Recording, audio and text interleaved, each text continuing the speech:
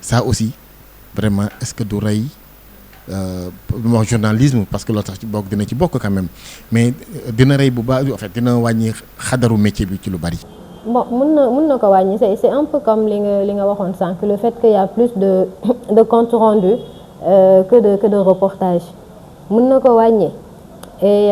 on a l'habitude de le dire le journalisme en réalité c'est pas seulement la télé wala la rajo wala toog rek ci biir rédaction bi le journalisme c'est le terrain bien que nag faits divers yi dafa bokk ci li nga xamante ni askan wi dañ koo soxla également politique mënuñoo wax ni mën nañu wax sans wax ci mais politique parce que am na journalistes yoo xamante ni politique lañu spécialisé wu il y a une partie de la population yoo xamante ni amuñu benn connaissance bi en politique donc il faut que les gens débattent pour ñoom ñu mën a am benn niveau d'information boo xam ne dina leen éclairer ci seeni décisions de tous les jours wala ci seen manière de voir la chose la politique terewuñ ko mais li dommage mooy des télés qui passent la journée à parler politique à parler faits divers à faire des débats de personnes pour ñun c'est pas intéressant bu dee loolu kese la c'est pas intéressant parce que askan wi mu ngi xaar leneen si ñun du rey journalisme dina wàññi qualité bi d'accord mais du rey journalisme parce que tey jii nii même su dee mu ngi am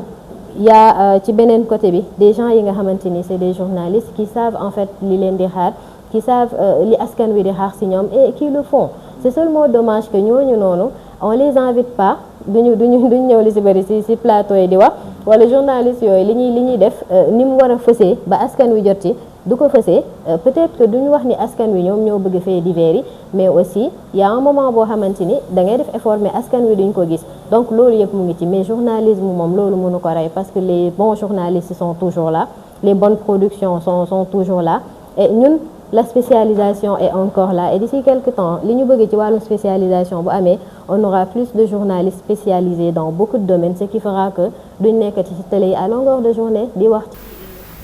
nekk benn généraliste quoi. waaw nekk un toutologue il y a Hassana qui parle de toutologue quand on parle de politique ñi wax ci ku nekk wax ci et des experts de tout en fait mais ça on voudrait que mu wàññeeku et être sur les réseaux également parce que ñi buñ nekkee ci télé yi di politique ba ngoon jot ñu nekk ci réseau yi di faire passer l'information du ma ne ça va renverser carrément la tendance mais ça peut aider quand même à maintenir le niveau bi nga xamante ni moom la ñu am en attendant que donne bi di changer.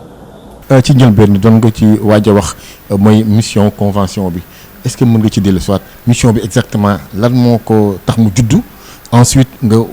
ñëwaat un peu ci njëriñ ñi nga xam te ni convention bi dina ko indi dans le paysage médiatique. Très bien alors convention des jeunes reporters ñu ngi ko taxawal ci atum 2004. lu tax wax leen convention des jeunes journalistes. Parce que de base c'était des reporters journalistes yëpp ci la ñu bokk mais en fait comme ni ma la ko waxee sànq gis nga l'aspect le journalisme c'est le reportage loolu noonu lu kenn mënul dindi la newuñu ne nag quand tu es reporter doo def leneen mais en fait quand tu es reporter tu es journaliste mais en fait quand on met plus l'accent sur le jeune reporter c'est parce que c'était à la base ça c'était des reporters carrément ak ñi nga xamante ni nekkuñu ko mais dañ doon yëngatu bu baax a baax ci reportage bi donc. léegi ñëwaat ci mission bi. Qu'est-ce qui a amené ça donc je disais que la convention a été mise en place en 2004 par des doyens yi nga xamante ni ils avaient fait un constat gis ni les jeunes ci période boobu noonu dañoo soxla woon ku leen gunge ci anam yu bëri mais aussi soxla woon ñu daal di tàggataat ñi nga xamante ni dañoo nekk ci métier bi te amuñu formation wala ñi nga xamante ni seen formation dafa des. ñu war ko yokk ak yeneen aspect yoo xam ne jàppoon nañ ni wax nañ ci indi solution donc ci loolu la ñu daal di toogee ñoom yooyee doyen je veux parler de Abdoulaye Fall je veux parler de Tête Daouda Mine de Lissa Faye. Ibrahima Lissa Faye. Lissa Faye les Pape Alé et autres donc. et même le directeur de la maison de la presse. Samb Biagui donc bëri woon nañu on veut tout simplement citer ça mais bëri woon nañ donc ci la ñu daal di waxtaan daal di tëral la convention donc je pense que première assemblée générale bi ñu amal mu ngi am le 28 je pense bien février 2004 donc piscine olympique ci yooyu noonu lañ ko amalee woon donc bi ñu defee loolu lañ daal di élire un président bi nga xamante ni voilà moom mooy daal di commencer le mandat et ci loolu la ñu daal di toppalante président yi di succédé wu ba ñu am ci Ibrahima Baldé Migui Maram Ndiaye et actuellement Mamadou Diaye. Alors mission bi moo nekk la formation initiale et la formation continue de façon particulière loolu la woon. Donc formation bi de façon initiale li ñuy wax la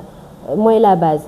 Un journaliste dafa war a am une formation et pour man ça va dans tous les sens parce que sens boo dem wala secteur boo dem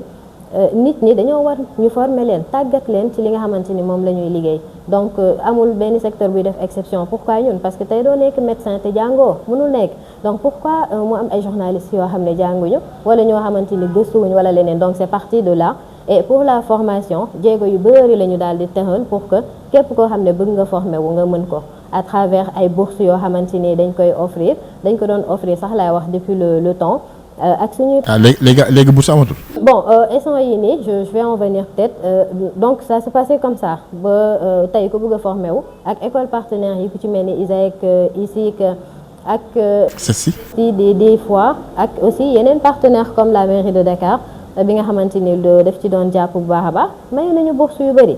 donc la formation continue ñun niñ ko doon defee c'était à travers wala niñ ko yàgg sax di defee les renforcements de capacité tey par exemple tu vois un secteur boo xamante ni gis nga ni journalistes yi am nañ ci gap wala besoin bi am na nga former leen ci du nekk jamono yu bëri mais dina nekk en temps boo xam ne dinañu am le maximum de bagages pour mën a gérer aspect boobu noonu. Et ça passe aussi par la spécialisation fexe ba journaliste spécialisé wu ci domaine yu bëri pourquoi pas économie environnement et autres. Fatou fi ngeen jëlee xaalis. Bon tout le temps dañ koy wax les gens nous disent que ñun peut-être dañoo am xaalis mais amuñu xaalis en réalité on a juste des partenaires yi nga xamante ni ñoom ñoo ñuy jàppale ci suñuy différentes activités yi que mu nekk formation yi atelier de formation yi wala mu nekk les masterclass qu'on organise wala. Les faces aux reporters qu'on organise wala yenn sessions yi nga xam ne dañuy renforcer capacité aux journalistes yi en matière de création de contenu et autres donc c'est des partenaires yu ñuy accompagner bu amul partenaires yi nous on essaie de faire li nga xamante ni moom la ñu mën pour mun koo def mais yow amuñu xaalis en fait. Fontaine bi moom Fontaine bi daan na leen dimbali pour que par exemple au niveau du CESI ngeen di am ay. ñoo xam sax dañu ay maanaam des mises à niveau quoi parce que ñoo xam ni jànguñu journalisme mais quand même am nañu volonté bi bëgg nekk journalisme ngeen récupérer leen yóbbu leen CESI ñu defee benn mise à niveau quand même. Et effectivement et comme nii nu mu nekk di demee nii sax comme ni nga ko xamee ci fond bi CESI am na ci wàll boo xamante ni c'est réservé en fait à la formation donc ñun les jeunes reporters on était là par rapport ak waxtaan yi. Par rapport ak fonds d'appui bi nu muy demee et tout ba ni nga ko waxee tout à l'heure à un moment nous on n'en avait pas mais c'est comme am na loo xamante ni pour ci formation lay jëm ci tàggat taskatu xibaar yi la jëm nous en tant que jeune reporter am nañ ci ni mu tuddati je vais pas dire quota wala sax quota loo xamante ni dina permettre ñun suñu ndaw ñi ñun de façon générale ñu am ci benn nombre boo xam ne dinañ dem tàggatu ci boobee formation et pour ñun c'est pas négligeable koo xamante ni day def bourse yi di uti ji xaalis di former quand il y a de l'argent dans une école bu mel ni CESTI boo xamante ni dañ ko fa teg pour mu former ñu am ci wàll c'est à saluer et on fera le maximum pour que le maximum de reporters puissent bénéficier quand même ci formation yooyu noonu pour gën a ñoŋal. Corporation bi mooy corporation journalistes yi comme journaliste sur le terrain comme technicien comme mais dafa mel ni am na lu leen rax ñu leen rax ñoo xam ne bokkuñ ci métier mi te ñu ngi yor seen carte de presse daanaka loolu est-ce que du xaw leen tiital ni ëllëg liggéey bi dina xaw a sooxe. Bon ñun on dira pas que dinañu tiital duñ ko wax duñu tiital parce que tey jii nii c'est très facile bu nekkee ni da nga ñëw ci benn événement wala tey nga war a juger ci benn papier ki nga xamante ni moo bind jàng ak ki nga xamante ni dafa ñëw rax bind nettement di nga gis la différence et loolu noonu du loo xam ne tey lay am après suba mu changer loolu mooy continuer parce que journaliste bi nga xamante ni dafa dem defi ji ay formation wam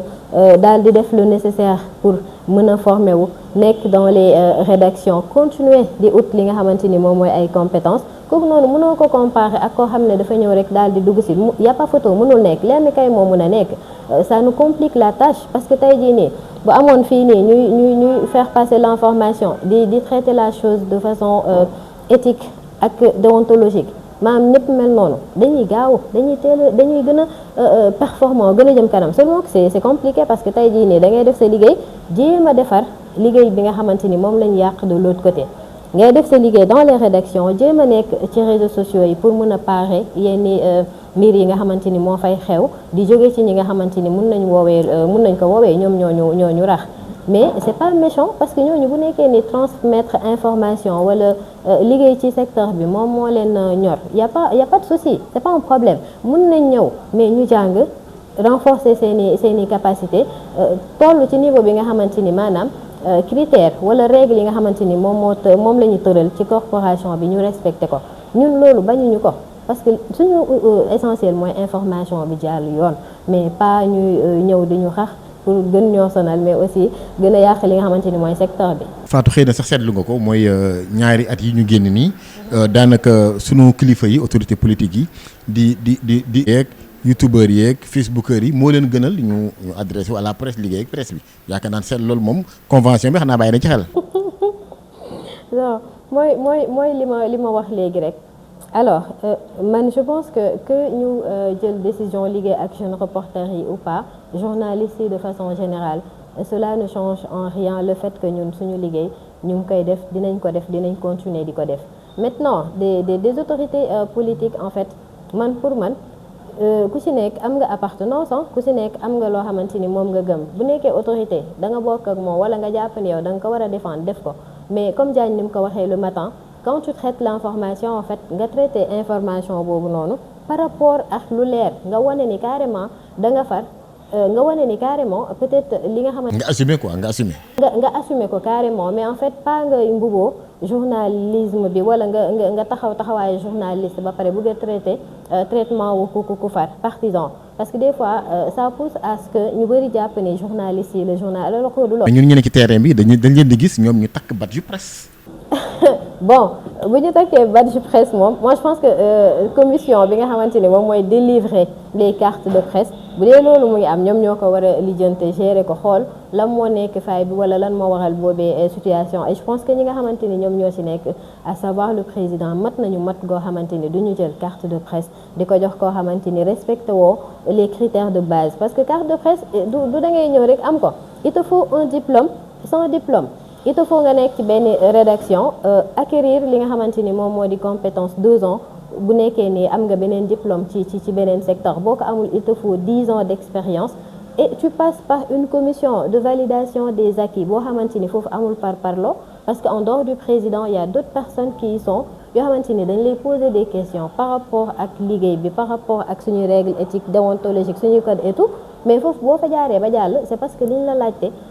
am nga ko critères yi remplir nga ko donc s'il y a quelqu'un boo xamante ni ci côté bi mu ngi am cartam là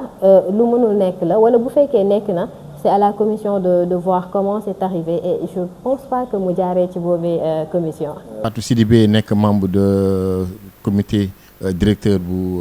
convention des jeunes reporters du Sénégal moom lañ doon dalal comme que da ngeen di jëm ci gala bi nga xam te ni Sidi Diop moo koy tëgg fii ci Grand Théâtre ban appel ngay lancé. di woo les patrons de presse déjà parce que tey gala bi su amee c'est grâce aux reporters ren sax mën nañu wax ne du reporter yi kese am na yeneen journalistes yoo xamante ni déposé nañu seeni candidature mais on fait appel aux patrons de presse ñu ñëw ci bés boobu noonu. am na paas yaakaar naa wala journaliste ku wane sa carte nationale de la presse da ngay yàlla. bon am na ay tickets pour les journalistes c'est à 10 000 les non journalistes c'est à 25 000 mais tey jii patron de presse yi en fait ñoom ñoo warul seetaan sax reporter yi di jënd ay billets ñoom ñoo war jënd ay billets jox seeni journalistes ñu daal di ñëw assister ci loolu parce que le gala national de la presse mën nañ wax ne ci at bi mooy benn bi nga xamante ni day boole ñëpp patron yeeg partenaires yeeg reporters yeeg tout le monde en fait donc occasion la pour ñun ñu wane l'excellence mais occasion la pour ñun ñu wane aussi ñi nga xamante ni ñoo nekk derrière cette production mais wane également que ñun en tant que journaliste tamit du liggéey bi kese am nañu mérite des fois ñu mën gën a fecc. waaw moom loolu moom leer na moom journalistes yi mën nañu fecc bu baax donc on appelle les patrons de presse ñu ñëw jënd table yi on appelle aussi les partenaires qui sont pas encore là peut-être que li ci des bëreetul mais c'est pas encore perdu d'avance ñu ñëw jàpp ci li nga xamante ni moom mooy journée boobu noonu jour boobu et aussi patron de presse yi nga xam ne dañoo am ay nominés parce que tey suñ la nominé boo gëstoo da nga war a gis ñi nga xamante ni sama rédaction au moins. parce que tey bu dee say pairs ñoo lay sagal ok ñëpp a ngi fi mais nga gëstu gis ñi ngay liggéeyandool aussi c'est super important donc ñu ngi leen di woo ñu ñëw ci jour boobu noonu ñu def li nga xamante ni moom la ñu tàmm di def année yëpp wane l'excellence et daal di allier daal l'utile à l'agréable donc c'est le 20 juin 2026 Grand Théâtre Sidi Diop moom moo koy tëgg voilà. jërëjëf soxna Fatou Sidibé rédaction Sénégal ñu la di la gërëm xam naa ne nag bu leen fa fekk nag ba dem seen i bik ndax après dañ leen di soxla. non loolu garaawut